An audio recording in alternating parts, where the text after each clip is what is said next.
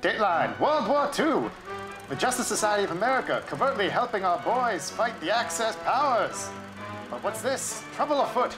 A time-traveling Flash, perhaps? Who knows? Find out in Justice Society, World War II.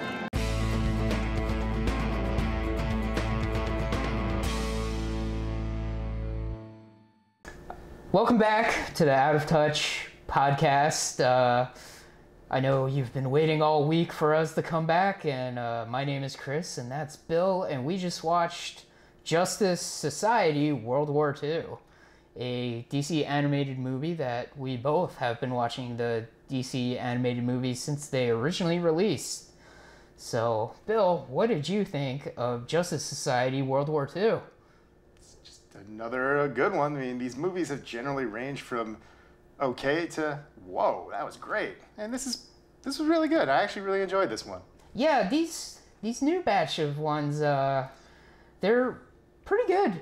You can't really guess what's happening. They really throw curveballs at you. Yeah, like we're kind of at the start of like a new era for these movies, because like we had the original era, which was completely overseen by Bruce Timm, and then that kind of transitioned into him only being around a little bit for his own like one-off movies, and they would have movies that would be part of a universe, and then they would have one that was not.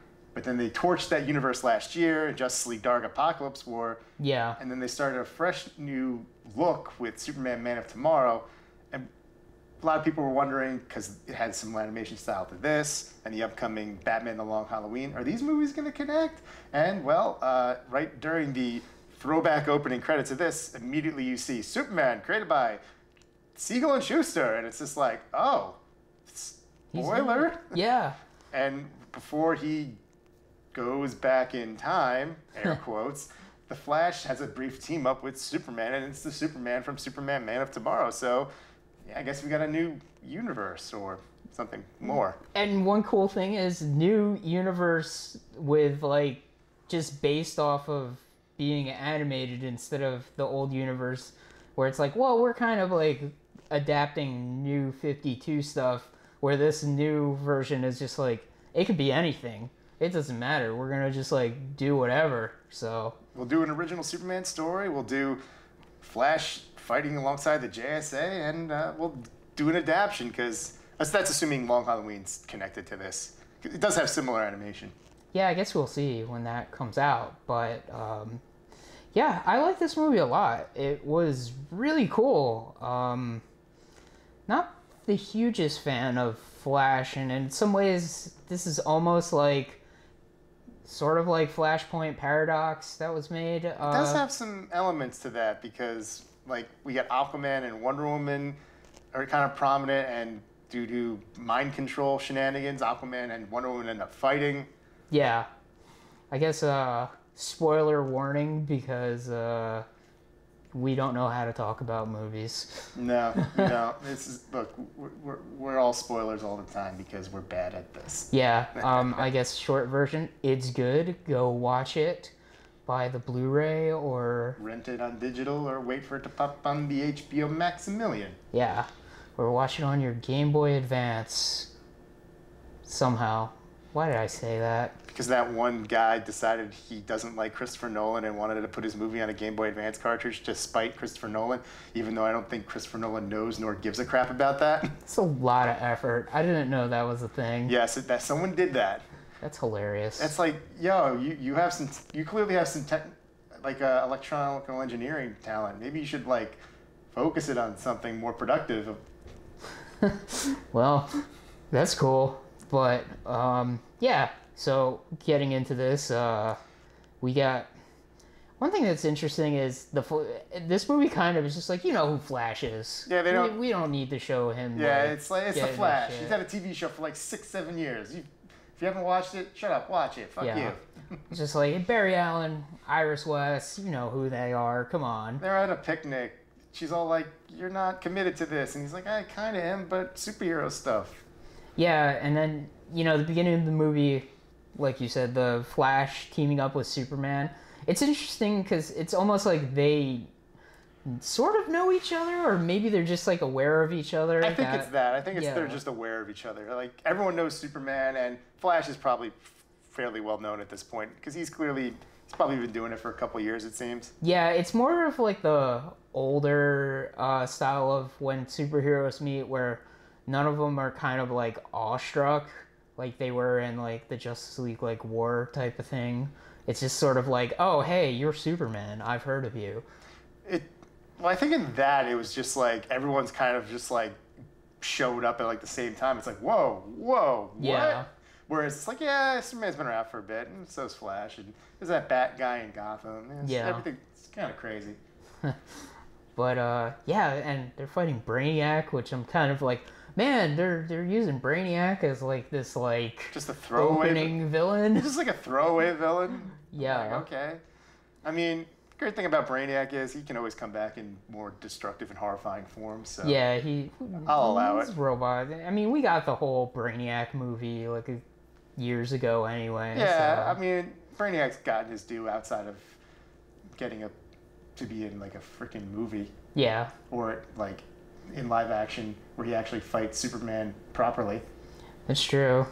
I'm a little vindictive about that. We got a great version of Brainiac in Krypton. There's no Superman. Well, we do have a Superman show, so... Fingers crossed. Yeah. Lord knows I don't think we're getting it in the movies anytime soon. Definitely not.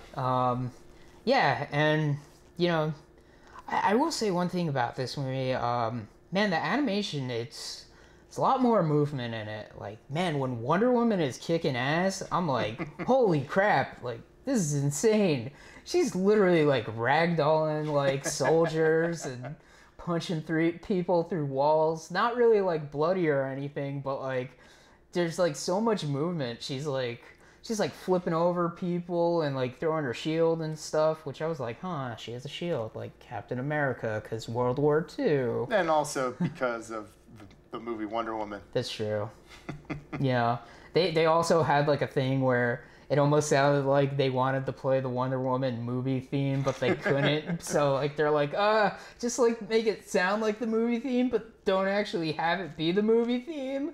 Paying Hans Zimmer and/or Junkie XL their royalties would just cost too much for this straight-to-video animated movie. Yeah.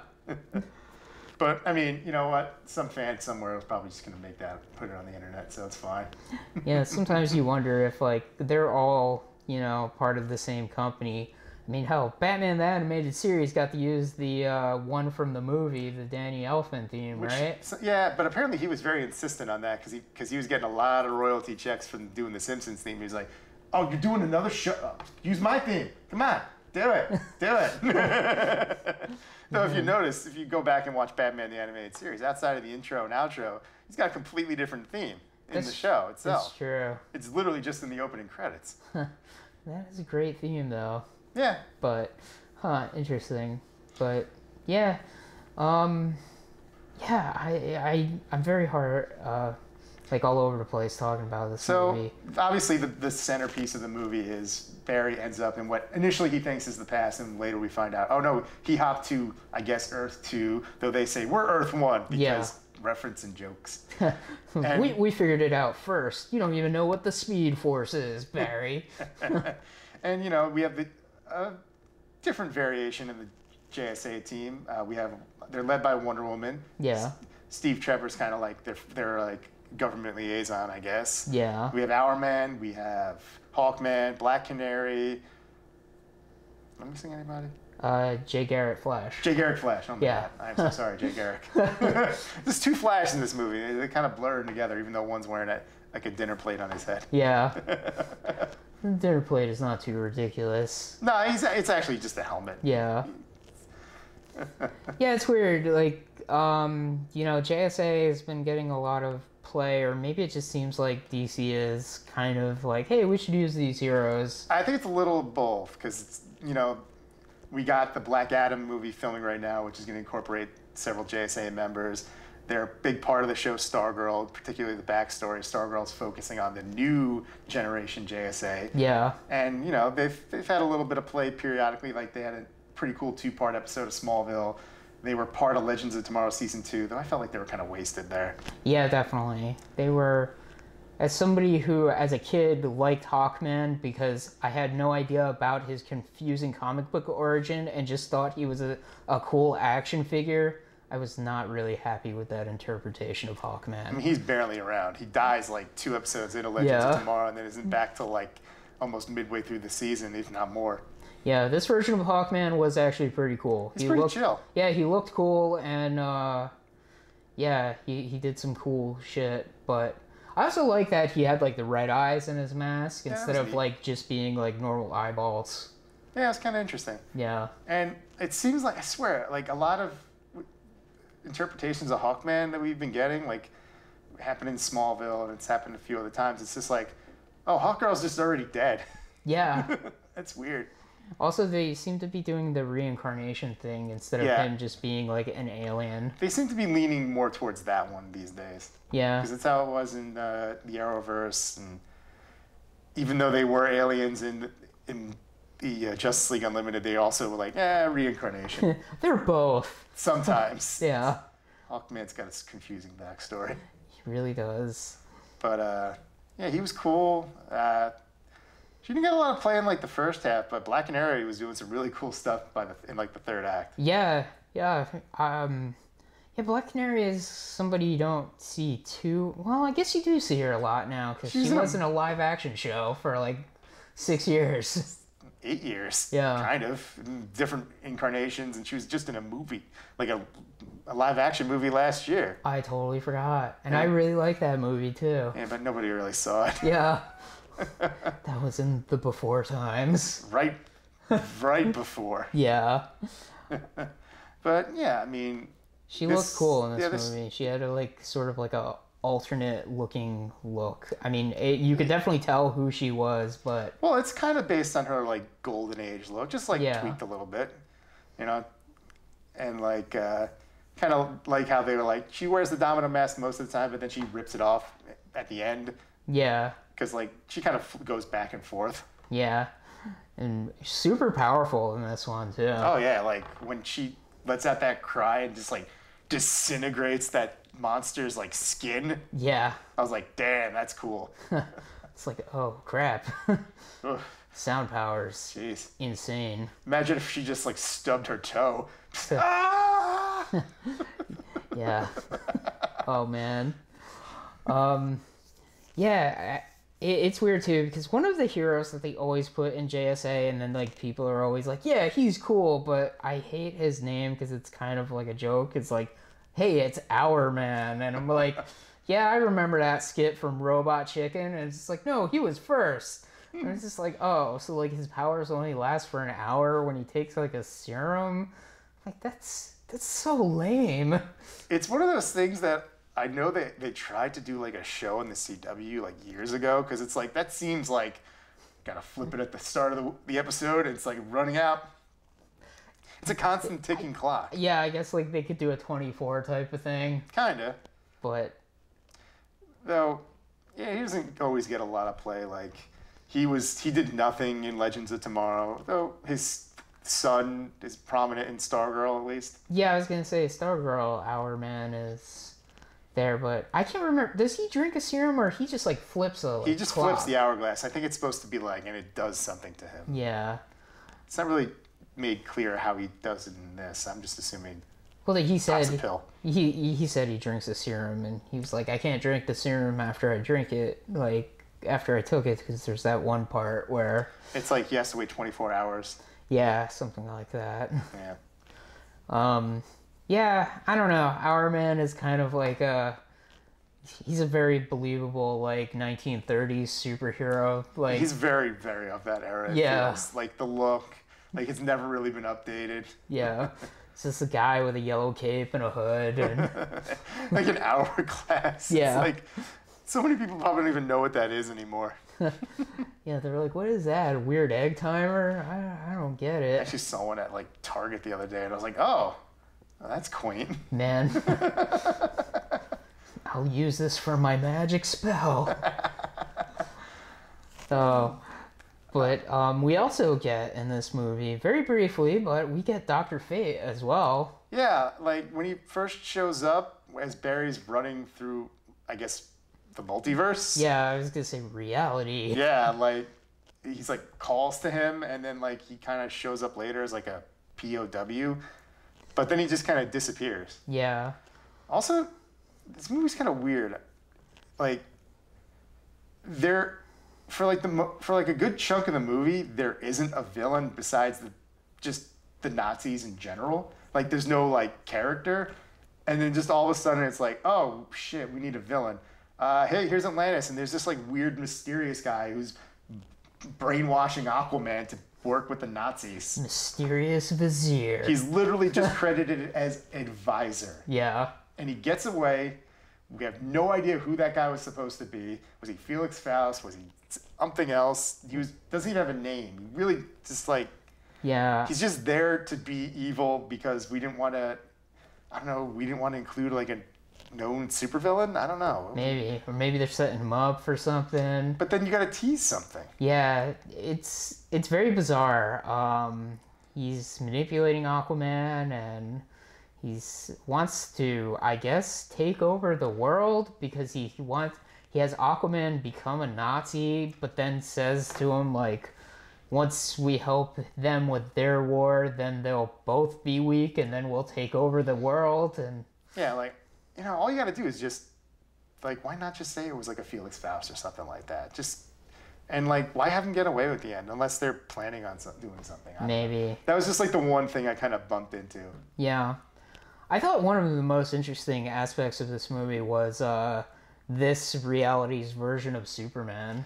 Yeah, we meet their like press liaison called codename Shakespeare. Yeah. And Barry just like looks at him. He's got like a little thin mustache. He's just like, do I know you? Yeah. And then it's just... It's like a bunch of bullets ping off him at one point, and then somebody hands him like the Superman costume in like a bag. Yeah, that's one weird aspect of it too, because like that POW is just like you have to do what you're meant to do, and he gives him the Superman costume, and it's like, what's that about? Like, well, because Dr. Fate knew about that too. I guess the implication is that was because of him. Okay. At least that's what I thought it was. Yeah, and then like... Then he disappears until he needs to show up and save the day. Yeah. But it is interesting because like this version of Superman is Clark Kent, and his parents were actually like, they died, and he was raised in an orphanage. And I do think there are versions of the story that did do that. Yeah. Like I think some of the early ones. And this Superman he's very much like the 1930s Superman he doesn't seem to be able to fly. No. I'm actually surprised that they gave him like the more modern emblem. I'm surprised they didn't do like the throwback. Yeah, like the weird shield thing. Yeah. That would have been cool. Or even something close to like the Flesher suit like we saw in Superman and Lois. Yeah. That would have been cool too. I love that black emblem with the red S. Yeah. Like this would have been a great time for that. Yeah. I would have loved that. That would have been so cool. I always get excited when I see that one. Yes. I used to see those shorts on Cartoon Network all the time as a kid. They were always a lot of fun. Yeah. But yeah, it's weird because this Superman is kind of like, I don't want to do anything. I just want to like not fight, and I sort of am just like protecting myself. And Barry's like, no, that's not right. You're supposed to like do everything. You're the most selfless person I've ever met. Yeah, like Wonder Woman's like, well, you should be doing something too, and he's like, I'm doing something, but like, you know, just I'm not fighting. But at the end he does. And I feel like we needed like one more scene in between to kind of like bridge him just showing up as Superman. Yeah. Like just like a little scene with him just being like, just something. Yeah. But that's like, it's a nitpick. These movies, they have like a very strict, like, we got 80 minutes. Yeah. We got to go.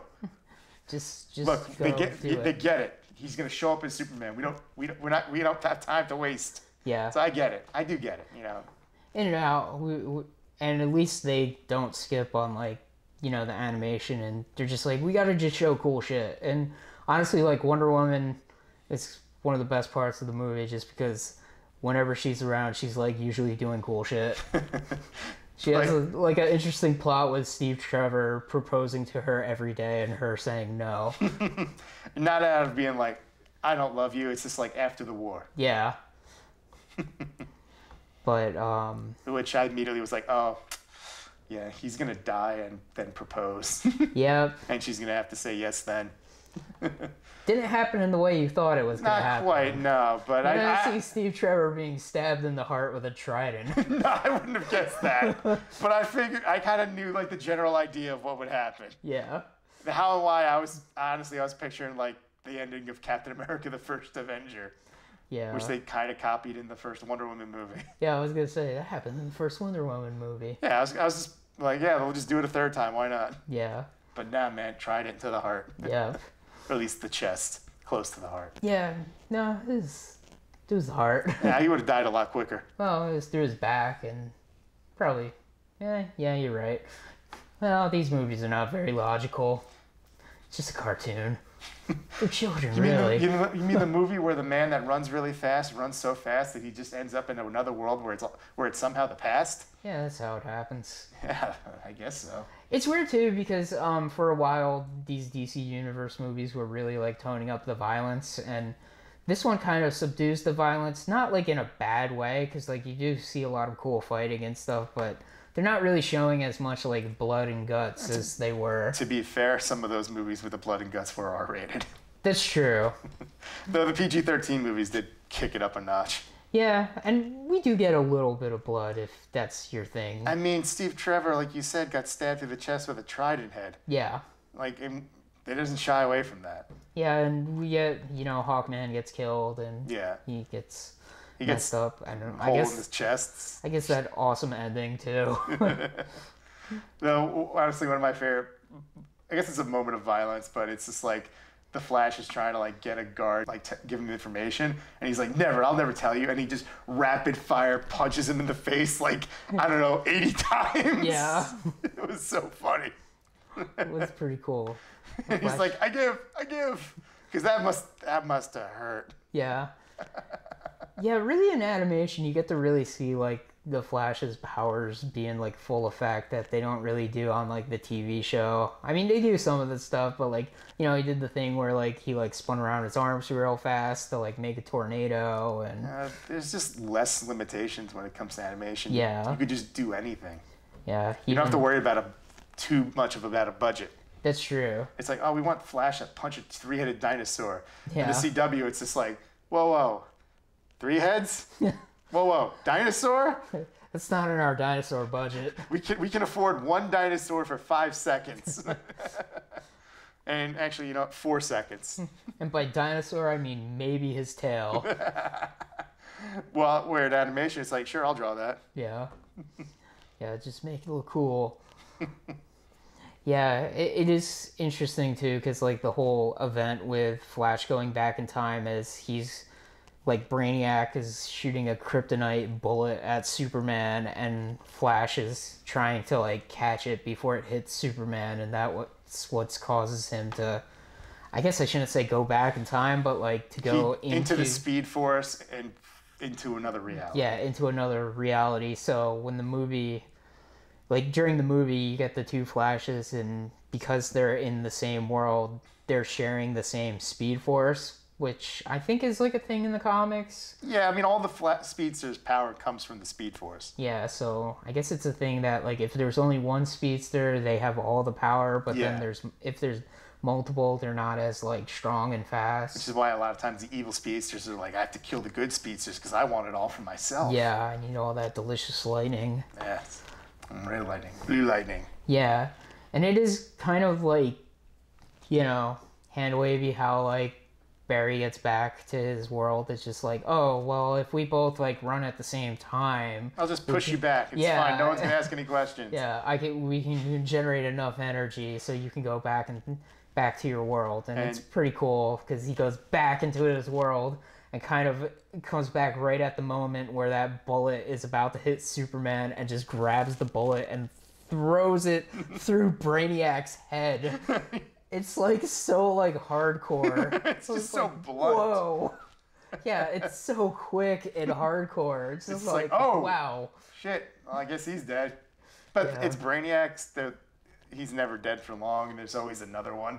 Yeah, and Superman is just kind of like, okay, you killed him. He's not like, dude, what the fuck? Well, he's clearly familiar with Brainiac, so he knows killing one Brainiac doesn't necessarily kill him forever. Yeah. Plus, even though Superman generally doesn't kill, there are exceptions to that, and Brainiac is an exception to that. That's true. You got to kill as many of the Brainiacs as you can, because they just fucking keep coming. Yeah, he's got nano machines, and I guess this one was still like partially organic. Yeah, that's more or less what they do these days. It's not like Superman the animated series where he's just a full-on robot. Yeah. It's so weird because it's like that's the way he's supposed to be, but that's not the way I grew up with him. Are you telling me all the things I saw in the 90s were the incorrect versions? Do you remember the Avengers cartoon from the 90s? How incorrect was that? Yeah, but that's not a good cartoon. But just in general, it's like you know who Flash is? Yeah, of course I do. He's Wally West. No, he's Barry Allen. Who the fuck is Barry Allen? It's like he's the actual Flash. Oh, really? It's like, yeah, that one you saw in the 90s is a usurper. He deserves to die. Someone sure felt that way about Wally. That's what it seems like. Just saying. It's like, who's Green Lantern? Jon Stewart and Kyle Rayner? No, it's Hal Jordan. Yeah. And those guys. And these guys. And you know what? And there's like 90 other ones. Yeah. Who's Green Lantern? There's many Green Lanterns. He takes many forms. Yeah, that's the issue with legacy heroes. It just confuses everything. Yeah. Really, only the Flash is the only successful legacy hero, too. And he was around for like 20 years. Yeah. Barry was dead for like over 2 decades in the comics. Yeah, it's so weird, legacy heroes, but yeah, Barry is the main Flash now, and that's just how it is, for whatever reason. Well, you can blame nostalgia. Yeah, Jeff Johns is just like, no. He had 2 missions when he was writing comic books. He's like, I'm gonna make Green Lantern better, and I'm gonna bring like Flash back to normal too. Even though he undid a pretty popular heroic sacrifice. Yeah. I mean, it's not his fault that every other writer kind of took Wally West and just punched him. Because, he kept him around, but then they're like, you know what, New 52, he doesn't exist. Actually, you know what, now he's this kid right here. Actually, you know what, no he's not, now he's this guy.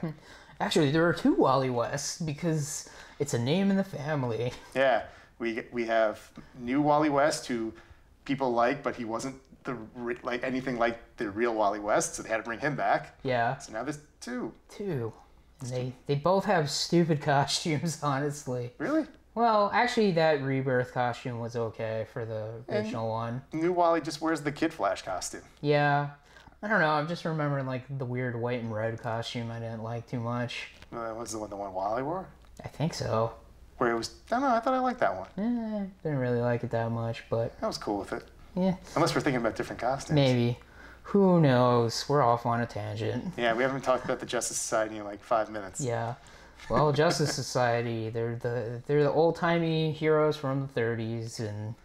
I'll just say this, it's kind of funny seeing Wonder Woman basically be their leader, where she was famously, like, their secretary. Yeah, that's so bizarre when you told me that. Now, I don't know the full details. I think it might have just been like an honorary title or a one-off thing. I don't know.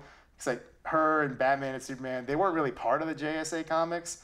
Like, Superman and Batman were just like honorary members, and they're like, you guys have fun, bye. We got to go to our more successful books over here. Yeah, we'll show up on the cover so people will like pay that sweet, sweet nickel for these issues. But I wonder, since I thought this would just be like, it's set in the past, but since it's doing a multiverse thing, or like, since the movies are allegedly embracing the multiverse and the TV shows have already done that, is this going to be like an animated movie multiverse now? I guess. Who knows? I mean, to be honest, like, the multiverse thing worked for me, but sometimes I'm getting a little sick of the multiverse. Well, I know, Bill. I know. I'm just saying, you better not get sick of it, because both Marvel and DC are like, you're going to love it. You're going to love it. Like, what if Spider-Man was from a world where Aunt May told him with great power comes greater, like, conquering or something. And in this reality, Aunt May is Dr. Doom? Yeah. And what about in this reality where Batman smokes? Huh? Is that a reality written by Kevin Smith? I don't know. Yeah, I don't know. Multi-realities. Sometimes they're good, and then other times I'm just like, okay, like, whatever. I don't care. But I will be there to watch them because I usually am. Pretty much. So, long and short of it, just say, World War II. Another good DC animated movie. They're generally pretty good. Yes. The new wave. Multi-reality. What if Spider-Man had organic webbing? Spider-Man 1 from 2002? Yeah, I guess that happened. What if Spider-Man liked cornflakes instead of Cheerios? That reality. I don't even know what I'm saying now. The reality where we ended this video 10 minutes ago. Yeah. Good night, everybody.